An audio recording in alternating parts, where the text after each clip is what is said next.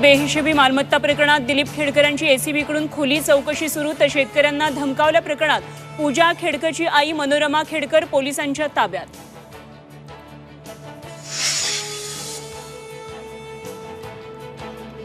पुणे पोलिसांकडून पूजा खेडकरांना नोटीस, जिल्हाधिकाऱ्यांविरोधात केलेल्या आरोपांसंदर्भात हजर राहण्याचे पुणे पोलिसांचे आदेश। पूजा खेडकर अद्याप वाशीमध्ये चौकशीला हजर राहणार का, याकडे लक्ष।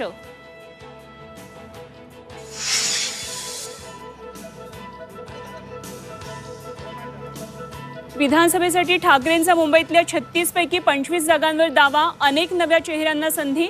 वांद्रे पूर्वमधून वरुण सरदेसाई रिंगणात उतरवण्याची शक्यता।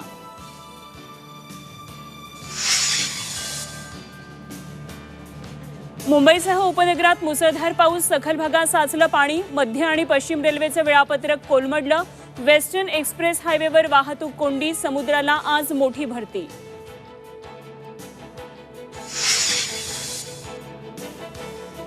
तीन दिवस झाले तरी संभाजीनगरमधला बिबट्या मोकाटच। बिबट्याला पकडण्यासाठी उल्कानगरीत सापळे। बिबट्या आढळला 7 किलोमीटर दूरच्या एका मॉल बाहेर।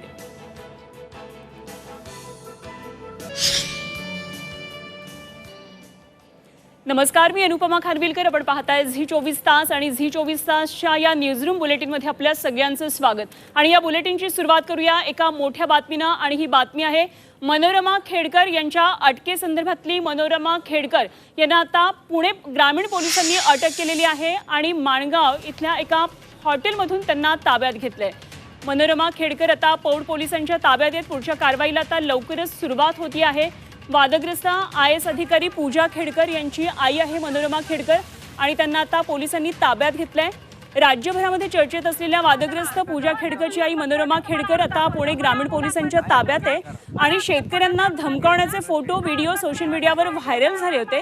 पुणे पोलिसांशी देखील त्यांनी हुज्जत घातल्याचा व्हिडिओ पुढे आलेला होता। काही दिवसांपासून मनोरमा खेडकरांचा तपास पुणे पोलीस करत होते। उन्हें हमने सुबह में महाड़ से डिटेन किया है। शी इज़ ऑन हर वे और अब उनसे इंक्वायरी करेंगे, उसके बाद फर्दर लीगल एक्शन उनके खिलाफ ली जाएगी। किन हालातों में, क्योंकि काफी दिन से आप लोग ढूंढ रहे थे, किन हालातों में मिली है? वहाँ पे एक होटल में वो पाई गई है और हमने उनको इंक्वायरी के लिए हमारे साथ हमारी टीम उनको लेकर आ रही है। अभी डिटेन ही है? जी जी सर, किस तरह की आगे की क्या प्रोसीजर होंगे उनको पुलिस स्टेशन? जो भी है, जो भी लीगल एक्शन होगी उनके ऊपर। आणि या संदर्भात आणखी सविस्तर माहिती जाणून घेऊया। आमचे प्रतिनिधी अरुण मेहत्रे सध्या पुण्यामधून आपल्या थेट संपर्कात आहेत। अरुण, मनोरमा खेडकर यांना आता पोलिसांनी ताब्यात घेतलेलं आहे। पुढच्या कारवाईला सुरुवात होती आहे। अत्यंत छोट्या हॉटेलमध्ये त्या लपून बसलेल्या होत्या। मोठी कारवाई पहाटेच्या दरम्यान करून पोलिसांनी त्यांना आता अटक केलेली आहे। काय नेमक्या पुढच्या कारवाईला सुरुवात झाली आहे? 12 जुलै रोजी त्यांच्यावरती गुन्हा दाखल झाला होता आणि त्यानंतर त्यांना चौकशीसाठी बोलवण्यात आलं होतं, मात्र त्या चौकशीसाठी हजर झाल्या नाहीत आणि त्यानंतर पोलिसांनी त्यांचा तपास सुरू केला। पोलिसांनी त्यांच्या शोधासाठी 3 पथकं स्थापन केलेली होती। महाराष्ट्रामध्ये वेगवेगळ्या ठिकाणी त्यांचा शोध घेतला जात होता, तरी देखील त्या सापडत नव्हत्या। मात्र आज अखेर पहाटे त्या पुणे ग्रामीण पोलिसांच्या LCBला म्हणजे गुन्हे अन्वेषण शाखेला महाडमध्ये एका लॉजमध्ये लपून बसल्याचं आढळून आलं आणि त्यांनी त्या ठिकाणावरून त्यांना ताब्यात घेतलेलं आहे। मनोरमा खेडकर, त्यांचे पती आणि आणखी 4 लोक, अशा 6 जणांच्या आणखी 5 लोक, अशा 7 जणांच्या विरोधामध्ये पौड पोलीस स्टेशनमध्ये गुन्हा दाखल आहे। आणि या पौडमध्ये आत्ता आपण पाहतो आहोत की त्यांना इथे आणलं गेलं आहे। एका गाडीतनं आपण पाहतो की काही हे पोलिसांचं पथक गेलेलं होतं त्यांना आणायला, आणि त्यानुसार त्यांना ताब्यात घेऊन इथे आता आणलं जात आहे। बघा, आता पाहत आहोत की त्यांना कशा पद्धतीनं पोलीस अतिशय सुरक्षित पद्धतीनं घेऊन जात आहेत।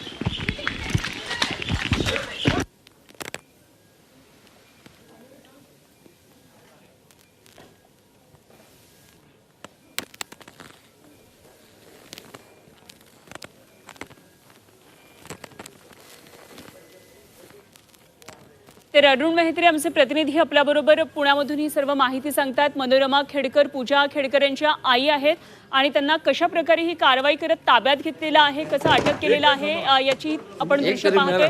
हातात पिस्तूल घेऊन शेतकऱ्यांना धमकावल्याचं प्रकरण आपण पाहिलेलं होतं. त्यांचा तो व्हिडिओ देखील व्हायरल झाला होता. रिव्हॉल्वर शेतकऱ्यांना दाखवली होती. आपण पुन्हा एकदा अरुणच्या संपर्कात आहोत. अरुण, आता आपण पाहतो की मनोज कुमार यादव वरिष्ठ पोलीस निरीक्षक आहे इथे. तर बर फक्त आता सर आतापर्यंत म्हणजे आतापर्यंतची काय माहिती तेवढी जर सांगू शकला ताब्यात घेतलं एवढं जरी तुम्ही फक्त घ्या.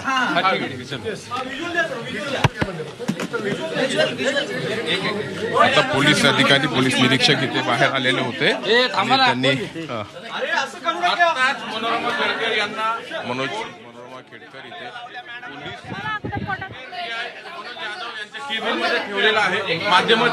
पोलीस निरीक्षकांच्या कार्यालयामध्ये त्यांना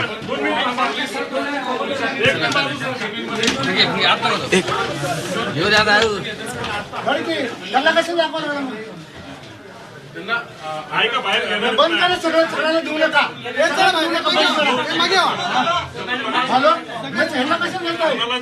बंद करा सगळं. इथे आपण पाहतो आहोत की हे माध्यमांचे प्रतिनिधी त्यांचे व्हिज्युअल घेण्यासाठी प्रयत्न करत आहेत. मात्र आता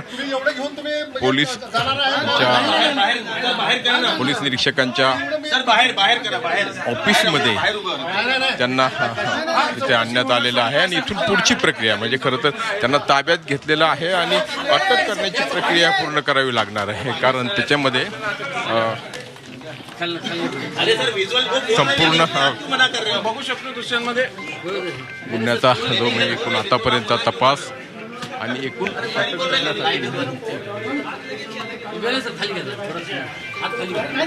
आवश्यक प्रक्रिया इथे पूर्ण केली जाईल आणि त्यानंतर त्यांना इथल्या पौडच्या कोर्टामध्ये म्हणजे न्यायालयामध्ये हजर केलं जाईल आणि तिथे पुढे न्यायालय काय निर्णय देतं पाहावं लागेल. पण एकूण आपल्याला प्रकरण माहीत आहे की हा मूळ गुन्हा साधारणपणे वर्षभरापूर्वीचा आहे. खेडकर यांचा जमिनीबाबत वाद होता एका शेतकऱ्यासोबत आणि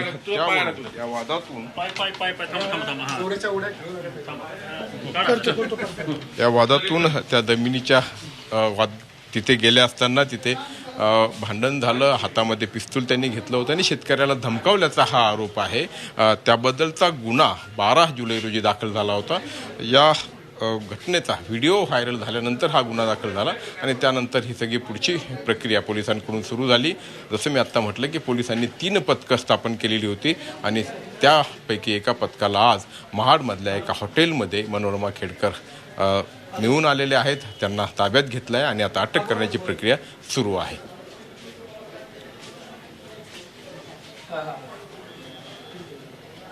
तर अरुण, आता नेमकी पुढे कशी या संदर्भातली कारवाई असणार आहे? काय काय पुढच्या यानंतरच्या घडामोडी असतील?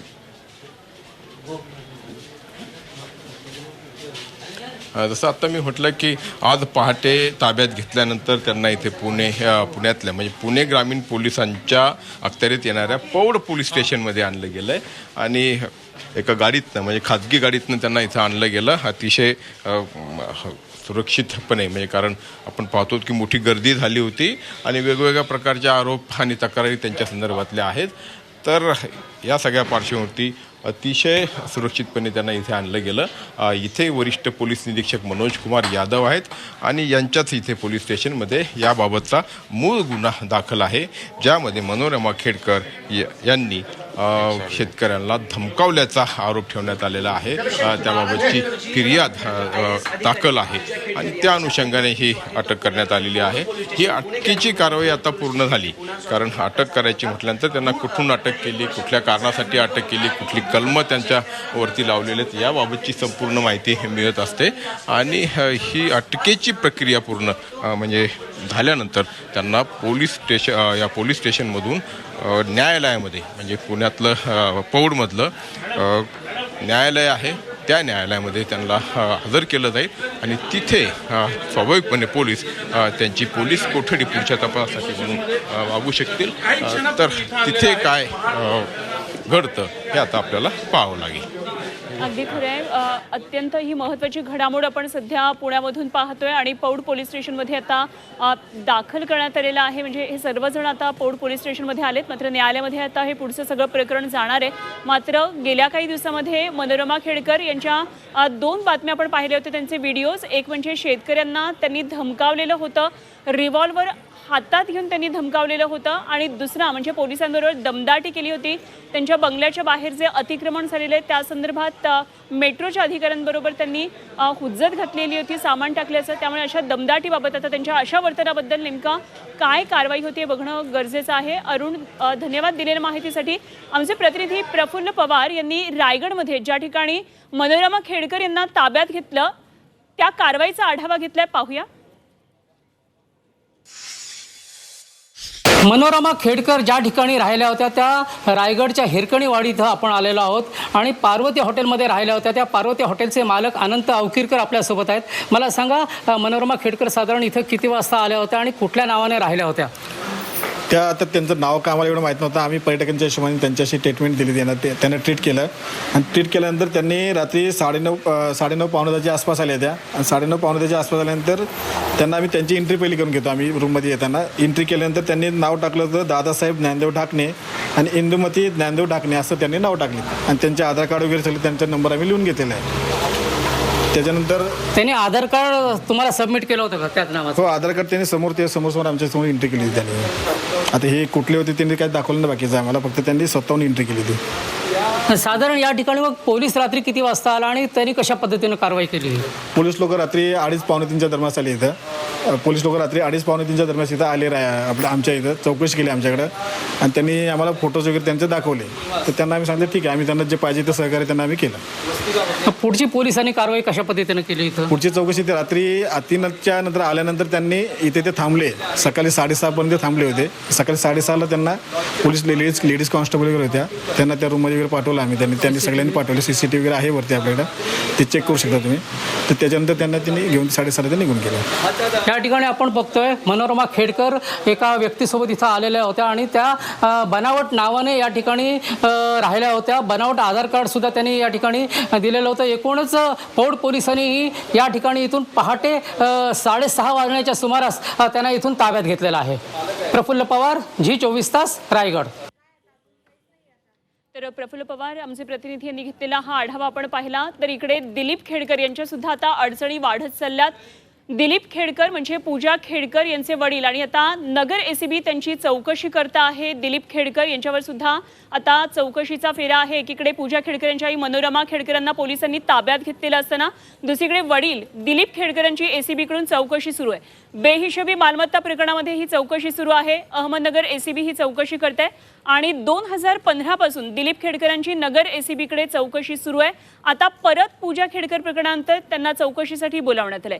तेव्हा या चौकशीमधून आता काय समोर येणार हे पाहावं लागणार आहे.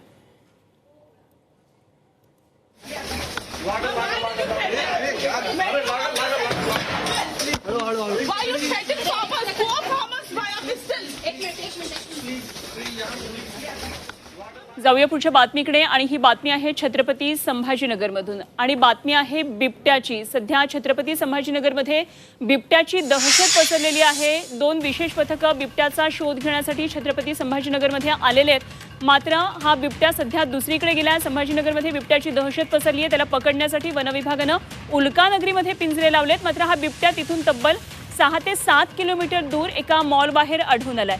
CCTV मध्ये रात्रीच्या वेळेस हा बिबट्या मॉल बाहेर फिरत असल्याचं समोर आलंय. याचा अर्थ उल्कानगरी हा परिसर बिबट्यानं कधीच सोडलेला आहे आणि वनविभाग गेले 3 दिवस त्या ठिकाणी 60 ते 70 कर्मचाऱ्यांसह ठाण मांडून बसलाय. आजही त्या ठिकाणी बिबट्याला शोधण्याचे प्रयत्न सुरू आहेत वनविभागाच्या कार्यक्षमतेवर. त्यामुळे आता प्रश्नचिन्ह निर्माण होत आहे.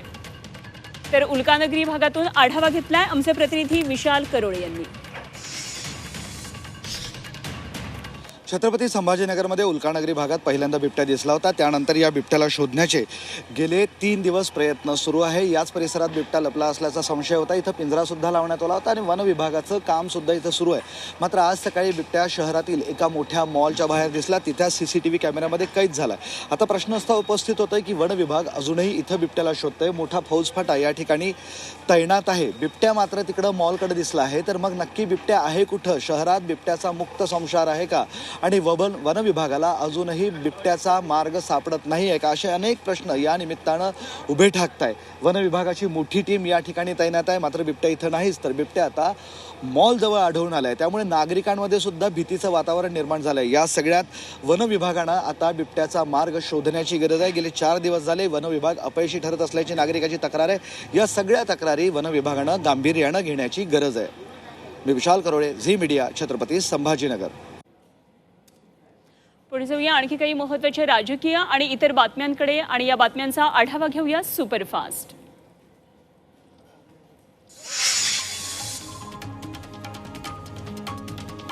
आगामी विधानसभेत ठाकरेंची नजर प्रामुख्यानं मुंबईवर असेल असं म्हटलं तर वावगं ठरणार नाही. कारण आगामी विधानसभा निवडणुकांसाठी शिवसेना ठाकरे गट मुंबईतल्या 36 पैकी किमान 25 जागा लढवण्याच्या तयारीत असल्याची माहिती मिळतेय.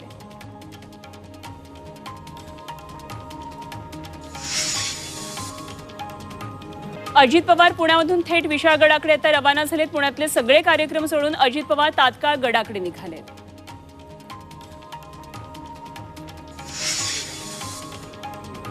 आमदार राजेंद्र राऊत यांनी मनोज जरांगे पाटील यांची भेट घेतली आहे. उपमुख्यमंत्री देवेंद्र फडणवीस यांचा निरोप घेऊन राऊत अंतरवाली सराटीत दाखल झालेत.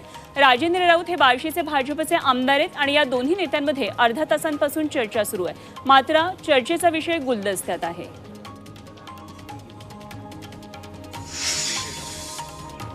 मराठा आरक्षणासाठीच्या आंदोलनात जरांगेंवर टीका करणाऱ्या अजय महाराज बारसकर यांची गाडी पंढरपूरमध्ये जळली आहे. जरांगेंसोबत वाद समोर आल्यानंतर बारसकरांना अनेकदा धमकीचे फोन आले होते. त्यामुळे बारसकरांची गाडी पंढरपूरमध्ये जळली की जाळली याबाबत संभ्रम निर्माण झालाय. छगन भुजबळ राजकारणातला फिरता रंगमंच आहे अशा शब्दामध्ये संजय राऊत यांनी मंत्री भुजबळांची फिरकी घेतली. रंगरूप बदलून नाट्य निर्माण करण्यात भुजबळ माहीर आहेत आणि ते फिरत्या रंगमंचावरील कलाकार असल्याचं राऊत म्हणाले. जो जिंकेल त्यालाच ती जागा देण्याचं महाविकास आघाडीचं सूत्र अशी माहिती संजय राऊत यांनी दिली आहे. तिन्ही पक्षांकडून 288 जागांची चाचपणी सुरू आहे आणि त्यानंतर अभ्यास करून एकत्र बसू आणि कोण कुठून लढायचं याबाबत निर्णय घेऊ अशी माहिती राऊतांनी दिली आहे.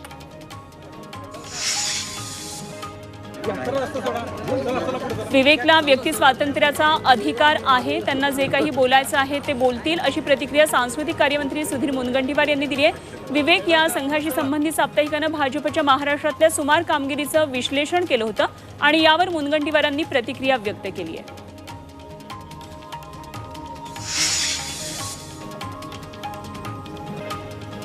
कंगना रनौत यांनी एक्स प्लॅटफॉर्मवर एक पोस्ट केली आहे. या पोस्टमध्ये त्यांनी राजकारणामध्ये युती, आघाडी, पक्ष आणि नेत्यांमधला करार आणि एखाद्या पक्षाचं विभाजन होणं अत्यंत सामान्य तसंच घटनात्मक बाब आहे. राजकारणी लोक राजकारणामध्ये राजकारण करणार नाहीत तर मग काय पाणीपुरी विकणार का असा सवाल त्यांनी केला आहे. भंडाऱ्याचे पालकमंत्री बेपत्ता झाल्याची तक्रार पोलिसांकडे आली आहे. डॉक्टर विजयकुमार गावित हे भंडारा जिल्ह्याचे पालकमंत्री आहेत.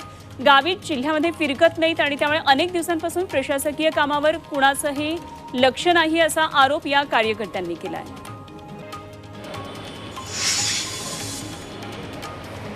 माजी मंत्री सुरेश नवले यांच्या पीएवर कोयत्यानं वार केले आहेत. रात्री 9च्या सुमारास बीड शहरातल्या महावीर चौकातली ही घटना आहे. गाडीवरून आलेल्या दोघांनी नवलेंच्या पीएवर हल्ला केला. या हल्ल्यामध्ये सुरेश नवलेंचे पीए गंभीर जखमी झालेत.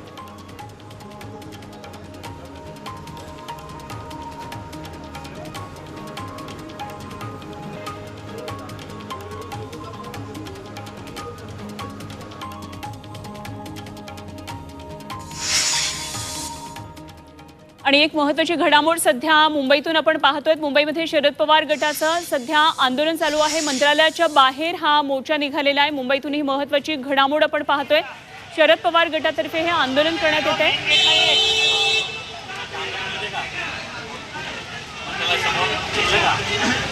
राष्ट्रवादी शरद पवार गटाचं मंत्रालयाबाहेर हे आंदोलन सुरू आहे.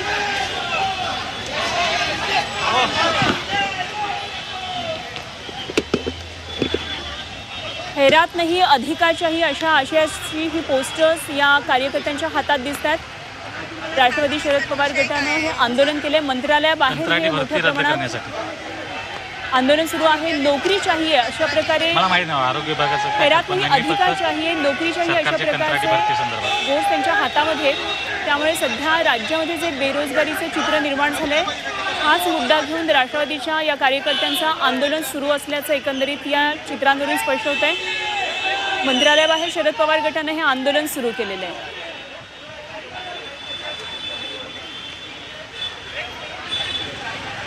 तर कंत्राटी भरती बंद करा शरद पवार गटाने ही मागणी केलेली आहे. बहिणीला भीक नको दाजीला नोकरी द्या अशा प्रकारे हे आंदोलन करण्यात येत आहे.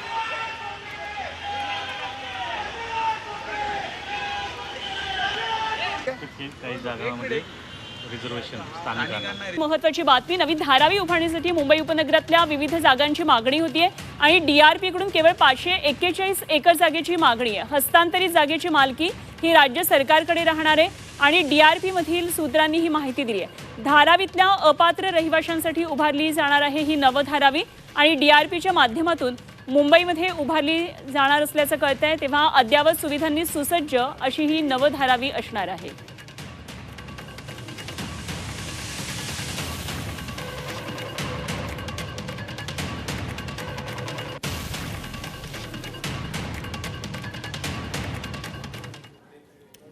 आणि या सर्व घडामोडींसहित या बातमीपत्रामध्ये आपण इथेच थांबतोय. पाहत रहा झी 24 तास आणि रहा एक पाऊल पुढे.